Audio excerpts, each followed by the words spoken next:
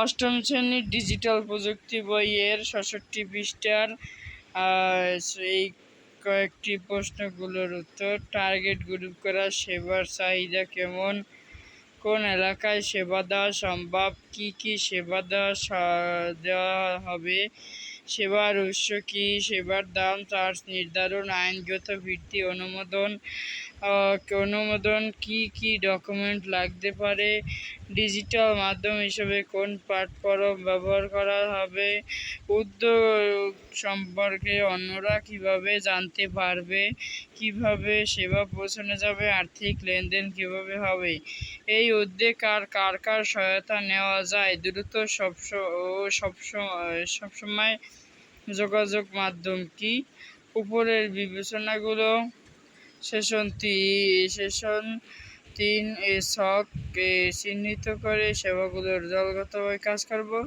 আমাদের পরিকল্পনা অনুযায়ী শিক্ষকের সহায়তায় পরিচিত জনপ্রিয় ই-কমার্স সেবা প্রদানের কয়েকটি ওয়েবসাইট ও সামাজিক যোগাযোগ পেজ গ্রুপ ভিজিট করে উপরোক্ত বিষয়গুলো কীভাবে বাস্তবায়ন হয়েছে তা অনুসন্ধান করবে। সেই এলাকায় আমাদের পরিকল্পনাটা।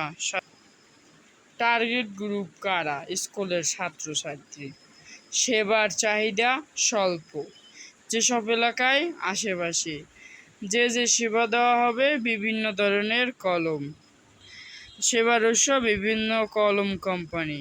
দাম চার্জ একটি কলমে ৬ টাকা দিতে হবে, ডেলিভারি ফি সহ। আইনগত ভিত্তি অনলাইন ই-কমার্সের অ্যাপ, ডিজিটাল মাধ্যম, নিজস্ব ওয়েবসাইট, ফেসবুক পেজ, মোবাইল প্রচার, সোশ্যাল মিডিয়া, অনলাইন বিজ্ঞাপন।